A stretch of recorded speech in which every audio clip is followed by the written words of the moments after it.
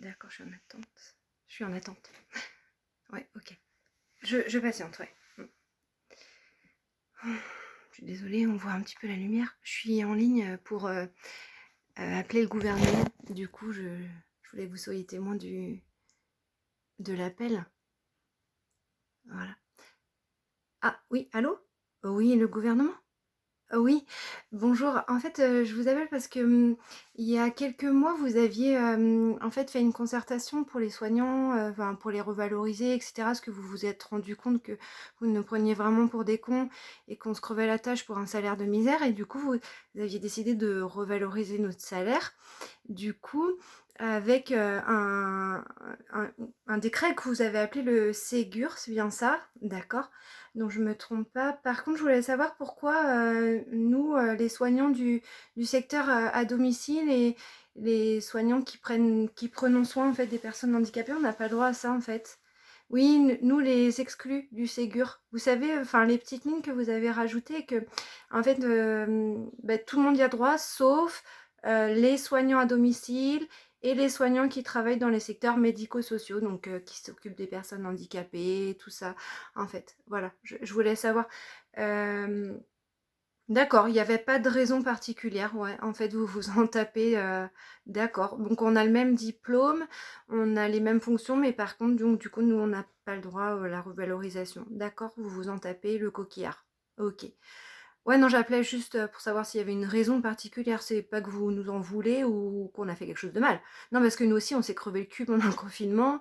Nous aussi, hein, on a été confrontés. Nous aussi, on a fait partie de plein de petites lignes. Du coup, je me demandais hein, s'il y avait une raison particulière pour qu'on soit exclu de la revalorisation salariale, voilà. Quand vous dites on va créer des postes, c'est pareil, hein, vous nous prenez bien pour des cons parce que en fait vous allez créer 15 000 postes, mais vous en supprimez 20 000 avant quoi. Ouais, vous allez ouvrir 15 000 lits, vous en supprimez 20 000. C'est comme les soldes en fait. Vous faites des fausses soldes. Ouais, c'est génial. Vous avez trouvé ça top. Ah oui, et en parlant d'idées, du coup, vous avez trouvé ça tout seul ou vous faites une concertation? Vous faites une école ou vous... Ah d'accord, c'est non seulement inné, puis en plus vous faites une école. D'accord. Ah ouais, d'accord. D'accord, bon, il y a quand même un fond d'inné en fait, hein. Vous naissez con en fait. Enfin, voilà, parce que là j'ai l'impression qu'en fait vous prenez toute la population pour des imbéciles en fait. Parce que entre les mesures contradictoires, la Covid, les salaires des infirmières, des aides-soignantes, tout ça, j'ai l'impression qu'on a passé un grade en fait au niveau de la connerie, non? Non? Ah non! Ah on n'est pas au maximum! D'accord. Ah bah j'ai hâte de voir la suite, hein, ouais, j'ai hâte. Bon bah écoutez, je sais pas du coup, comment on fait nous, parce qu'en fait d'ici 2 ans, je vous explique, hein, juste parce que la conséquence de pas revaloriser nos salaires, ça veut dire qu'en fait personne ne va venir travailler dans les structures de soins à domicile, par exemple dans celles, dans lesquelles je suis en train de travailler.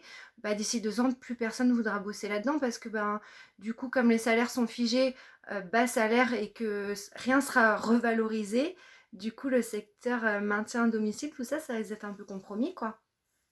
Vous qui prôniez en fait le maintien à domicile, je me demandais si vous aviez réfléchi en fait à ça. Ah oui, d'accord, vous avez réfléchi. D'accord. Ouais. Bah ouais, ça aurait été dommage de passer à côté de ça. D'accord. Donc du coup, vous vous en tapez aussi le coquillard. D'accord. Ok. Moi, parce que je pense que d'ici 2 ans, on ferme tout.